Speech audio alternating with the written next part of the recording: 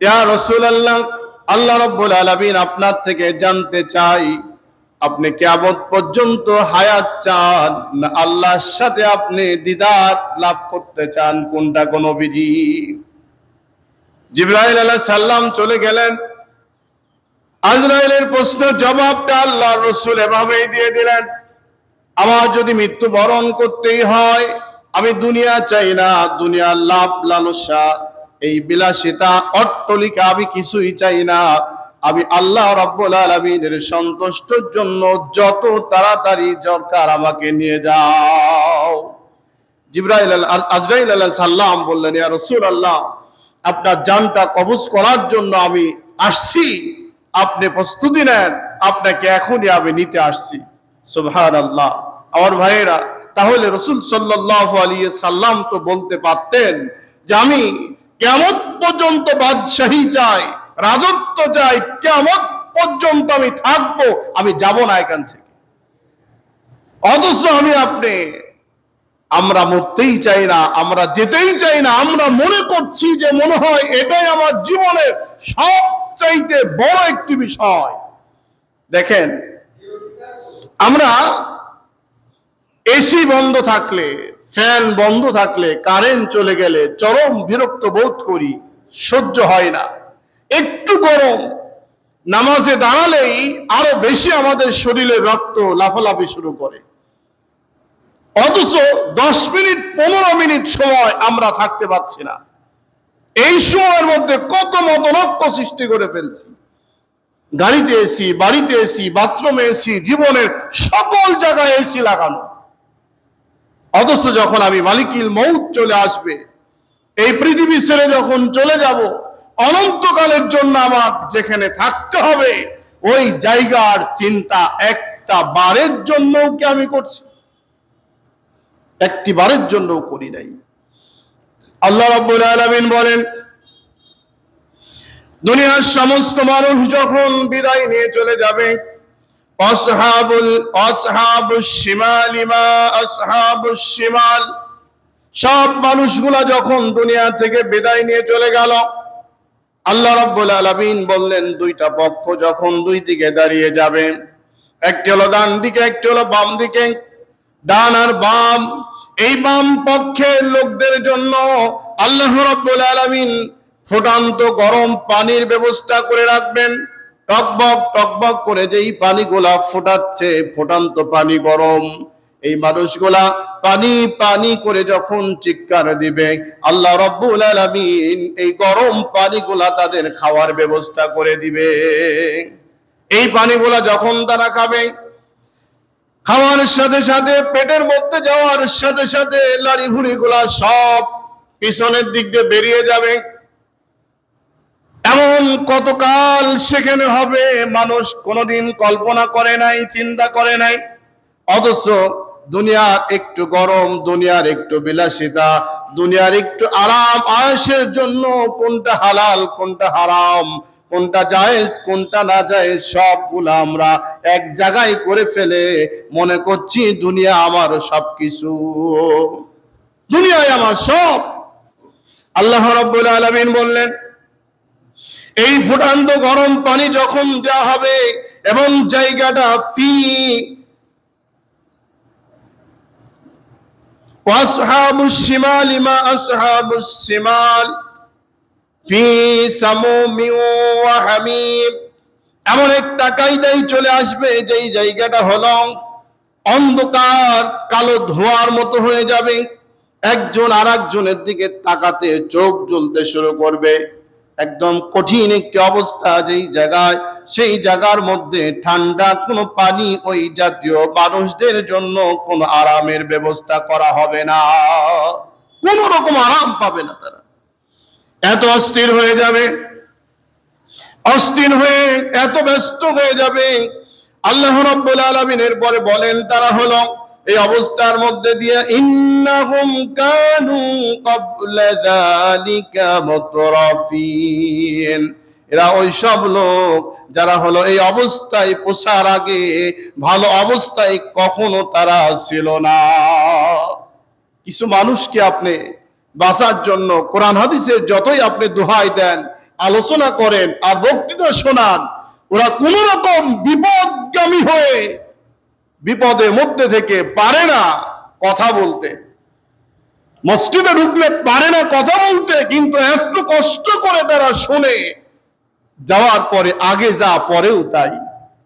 আমি গত জুম্মায় কিন্তু একটি বিষয় আপনাদের বলছিলাম, মসজিদগুলো যারা পরিচালনা করছে এদের মধ্যে চরম সমস্যা থাকার কারণে, ঝামেলা থাকার কারণে এই মসজিদের মেম্বারের বক্তৃতাগুলো পর্যন্ত শ্রোতাদের কানের মধ্যে ঢুকছে না। কারণ কি জানেন? বেড়া দিয়েছেন ক্ষেত বাঁচানোর জন্য, এখন বেড়াই যদি ক্ষেত খাওয়া শুরু করে তাহলে কিন্তু ওই জমির থেকে ভালো ফসল পাওয়ার কোনো সম্ভাবনা পাওয়া যায় না। আজকে আমাদের দেশে এই অবস্থা হয়েছে, প্রত্যেকটি জায়গায় আপনি তাকিয়ে দেখুন, সঠিক নেতৃত্বের এত অভাব যেটা আপনি কল্পনাই করতে পারবেন না। এই মানুষগুলা দিয়ে আপনি কি চাবেন, কি করবেন? অথচ আল্লাহ রাব্বুল আলামিন কোরআনে কারীমের মধ্যে এত কথা বলেছেন, আমরা কিন্তু এই কান দিয়ে ঢোকাচ্ছি, ওই কান দিয়ে বের করে দিচ্ছি, বিপদগামী হয়ে যাচ্ছে। এই জন্য কিছু মানুষের কানের মধ্যে এই কথাগুলা প্রবেশ করে না, ভালো অবস্থানে তারা কোনোদিন ছিল না, থাকার চেষ্টাও করেনি। আল্লাহ রাব্বুল আলামিন তারপরে বলেন, وَكَانُوا يُصِرُّونَ عَلَى الْحِنْثِ الْعَظِيمِ, এরা বারবার করে কবিরা গুনাহ করতে থাকত। যেই কাজকে আল্লাহ নিষিদ্ধ করেছেন, যেই গুনাহ করতে নিষিদ্ধ করেছেন, সেই গুনাহগুলা বারবার করে করত। আমরা অনেকেই আছি দেখুন, যেই হারাম বিষয়গুলা আল্লাহ রাব্বুল আলামিন পরিষ্কার করে নিষেধ করেছেন, হারাম ঘোষণা করেছেন, এই হারাম কার্যক্রমগুলা আমরা ক্ষণিকের জন্য বন্ধ করে আবার সে জায়গায় ফিরে যাই, ক্ষণিকের জন্য বন্ধ করি, কিন্তু আবার নীতি নির্ধারক অবস্থান আমার পরিবর্তন হওয়ার কোনো সুযোগ নাই। এরপরে তারা বলে, এই কবিরা গুনাহকারীরা এবং এই ভালো অবস্থানে না থাকার ব্যক্তিগুলো আবার এক জায়গায় বসে তারা চিন্তা করে, আলোচনা করে, وَكَانُوا يُصِرُّونَ عَلَى الْحِنْثِ الْعَظِيمِ وَكَانُوا يَقُولُونَ أَإِذَا مِتْنَا وَكُنَّا تُرَابًا وَعِظَامًا أَإِنَّا لَمَبْعُوثُونَ। আল্লাহ রাব্বুল আলামিন বলেন, তারা হলো বলে, আমরা যখন মরে যাব, মাটিতে মিশে যাব, আমরা প্রত্যেকটা মানুষ যখন মরে যাব, মাটিতে মিশে যাব, মিশে যাওয়ার পরে হাড্ডিগুলা পর্যন্ত যখন বাকি থাকবে না, হাড্ডিগুলাও মাটি খায় শেষ করে ফেলবে, একাকার হয়ে যাবে, এমন অবস্থা যখন হবে, ও ব্যক্তি, ও বন্ধু, অমুকের বাপ, অমুক ভাই, অমুক নেতা, বলো দেখি এই কথাগুলা সহ্য করা যায় নাকি? আমাদের নাকি আবার জীবিত করে আমাদের সব বিষয়গুলা নাকি হিসাব দিতে হবে? কেমন কথা এগুলা? তুমি বলো দেখি, আজকে পর্যন্ত যত মানুষ দুনিয়া থেকে বিদায় নিয়েছে, প্রত্যেকটা মানুষ কবরে যাওয়ার পরে হাড্ডি পর্যন্ত খুঁজে পাওয়া যায় না। এই মানুষটাকে আবার কিভাবে বের করবে? এমন কিছু লোক আমাদের আছে না, বলে চিন্তা চেতনা এমন হয়ে গিয়েছে। এখন তো দেখুন, এক কবরের, এই যে আমাদের যে গরুস্থানগুলা, যারা গরুস্থানে যান, আল্লাহ রসুল বলছেন বেশি বেশি কবরস্থানে যাওয়ার জন্য, গরুস্থানে যাওয়ার জন্য, কবরস্থানগুলা বেশি বেশি জিয়ারত করার জন্য, সামনে দাঁড়ানোর জন্য। যত দাঁড়াবেন, যত যাবেন, তত বেশি আপনাকে পরিবর্তন করার জন্য একটা সুযোগ আল্লাহ করে দিবেন। কারণ এই ভিতরটা আপনার চিন্তা চলে আসবে, আহারে আমাকেও তো চলে আসতে হবে। কিন্তু বিষয় হলো কি, আমরা যত যাই দেখেন, অনেক জায়গায় এমন কি ঘটনা আপনাদের জানা আছে কিনা বলেন, যে গরুস্থান পরিচালনা কমিটি যারা, তারা হলো ওই গরুস্থানের টাকাগুলো আত্মসাৎ করে ফেলছে। এমন ঘটনা কি ঘটছে কিনা বলেন? এই যে গরুস্থানের টাকা, আল্লাহ রসুল বললেন বেশি বেশি যাও, তোমাকে পরিবর্তন করবে। অথচ যারা দায়িত্ব ওই মরা মানুষদের পরিচালনা করতে যায়ও যদি ওই টাকা হজম করে ফেলে দেয়, তাহলে সেই মানুষগুলা শিক্ষা নিবে কিভাবে ওখান থেকে বলেন? তাজা মানুষ হলে সকাল বিকাল বাজার করা লাগে, 3 বেলা খেতে দিতে হয়। এই বাজারের মধ্যে কিছু ভাউচার উল্টা পাল্টা করে একটি পর্যায়ে গিয়ে কিছুটা কম বেশ করে খাওয়ার জন্য একটা সুযোগ থাকতেই পারে। কিন্তু যারা মরে গেল, গোরস্থানে যারা শুয়ে আছে, ওদের তো খাওয়াও লাগে না, বাজারও লাগে না, টিনও লাগে না, ঘরও লাগে না, কিছুই লাগে না, কিন্তু সেই জায়গায় ওই টাকাগুলো পর্যন্ত খেয়ে নিজেরা রক্ত মাংস গড়িয়ে নিজের আঙ্গুল উঁচা করে কথা বলে, হুঙ্কার দিয়ে কথা বলে। এই মানুষগুলো যদি ওই গোরস্থানে যুগের পর যুগ যদি অবস্থান করে, পরিবর্তন হবে কিভাবে বলেন? সম্ভব বলেন? এরকম লোক নাই বলেন? আছে। কেন হচ্ছে? হওয়ার কারণ হলো ভালো অবস্থানে তারা কোনোদিন থাকে নাই। এই জন্য দেখুন, যেই কথাটা বলতেছিলাম, এই যে গোরস্থানের কবরগুলা ভেঙে দিলেন, ভেঙে দিয়ে আবার মাটি দিয়ে দিলেন, একাকার করে দিলেন, সব কবরগুলার কোনো চিহ্ন নাই। কবরগুলা সারা গোরস্থানের এই ভেঙে দেওয়ার পরে কবরগুলা সমান করে যদি আপনি চাষ দেন, যেভাবেই দেন, দিয়ে কবরগুলার থেকে দেখা যায় যে হাড্ডিগুলা বের হয়, সেই হাড্ডিগুলা কিন্তু খুব বেশি না, অল্প কিছু হাড় পাওয়া যায়। কারণ শরীরের কিছু কিছু হাড় আছে যে হাড়টা মাটি খাতে পারে না, মাটি হজম করতে পারে না। এমন 2-1 টুকরা হাড্ডি ব্যতীত পুরা শরীরের গোশতকে আল্লাহ মাটিকে এমন ক্ষমতা দিয়েছেন, মাটি খেয়ে চুরমার করে ফেলে দেয়। কেন দেয়? এর পিছনে একটা কারণ দেখুন। এই যে পৃথিবীতে যত মানুষ আমরা, এখন মনে করুন যেই গোরস্থানে মাটি দিচ্ছেন, এক চাটিয়া মাটি হয়ে গেল, আবার মাটি দিয়ে পরবর্তী মানুষের মাটি দেওয়ার ব্যবস্থা করলেন। এরকম কয়েকবার আপনি মাটি দিয়ে ভরাট করলেন, করার কারণে ওই এলাকার মানুষগুলো আবার মাটি দেওয়ার একটা সুযোগ হলো। এখন যদি মনে করেন মাটি দিলেন কবরে, কবরবাসী উনি মরার পরে ঘুমায় আছে, লড়াচড়া নাই, লাশও পচে নাই, কিছুই হয় নাই, এই অবস্থা যদি থাকে, তাহলে কিন্তু ওই লাশকে আপনি দিবেন কোথায়? হেঁটাবেন কোথায়? হেঁটানোর তো কোনো জায়গা নাই। না হেঁটানোর জায়গা থাকলে এক পর্যায়ে গিয়ে দেখবেন মাটি দেওয়ার কোনো জায়গায় খুঁজে পাবেন না। এই জন্য এই শরীরটাকে আল্লাহ মাটি দিয়ে তৈরি করেছেন, মাটি খেয়ে আবার হজম করে ফেলতেছে।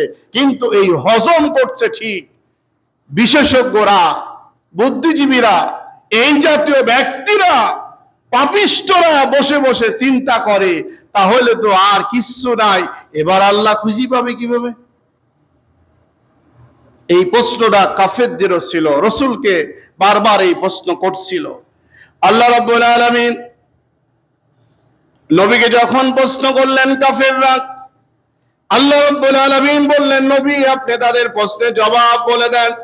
কুল কুনু হিজারাতান আও হাদিদা, নবী আপনি বলে দেন, মাটি যদি আমাদের এই মানুষগুলার হাড্ডিগুলা, গোশতগুলা, মাংসগুলা খেয়ে যদি চোরমার করে ফেলে দেয়, মানুষগুলা যদি কবরে মিশে একাকার হয়ে যায়, মানুষগুলা যদি পাথর হয়ে যায়, লোহা হয়ে যায়, পাহাড় হয়ে যায়, আরো কিছু যদি পরিণত হয়ে যায়, যে রব্বুল আলামিন প্রথমবার সৃষ্টি করলেন, ওই রব্বুল আলামিনের জন্য দ্বিতীয়বার সৃষ্টি করে তোমার থেকে হিসাব নেবে, এটা আল্লাহর জন্য কোনো কঠিন কাজ না।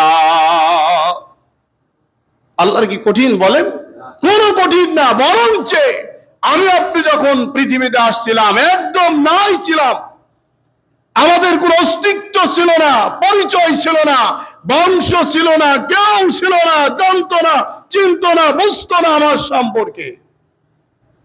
আমি কার পেটের মধ্যে ছিলাম, কার পেটে আসবো, কার পেটে কিভাবে হবে, এই যে যুবক যুবতী যারা ঘোরাফেরা করছে, দাম্পত্য জীবন চলে আসছে, দেখেন দেখি আজকে পর্যন্ত পৃথিবীর এমন কোন ব্যক্তি বলতে পারছে যে তোমার গর্ভে অমুক নামের একটা ছেলে আসবে, অমুক ব্যক্তি আসবে, অমুক আসবে, তমুক আসবে, এই জাতীয় বর্গ ব্যক্তি নাম দিয়ে পরিচয় দিয়ে একটা মানুষকে ইতিহাস তৈরি করছে, এমন কেউ কি হয়েছে বলেন? কেউ নাই। কেন? কেউ জানে না। জানতে হলো কে বলেন? আল্লাহ। জানতেন আল্লাহ।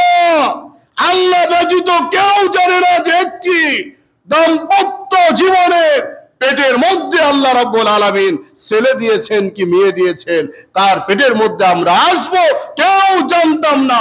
নাই থেকে আল্লাহ সৃষ্টি করেছেন আমাদের। এই নাপাক পানির থেকে, দুর্গন্ধযুক্ত কাদা থেকে, নাই থেকে যদি অবস্থান তৈরি করে দিতে পারেন, তাহলে আল্লাহ রাব্বুল আলামিন, এখন তো আমরা বুঝতে পারি এটা আমার দাদার কবর, এটা মার কবর, বাবার কবর, অমুক গরুস্থানে আমি দাফন দিয়েছি, একটা ঠিকানা আমার আছে, পরিচয় আছে, লাশ থাক আর না থাক আমি কিন্তু বলতে পারি ইতিহাস।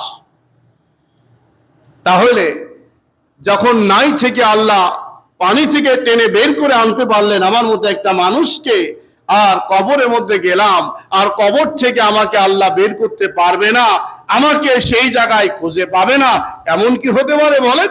এমন হতে পারে না। এমন হতে পারে না।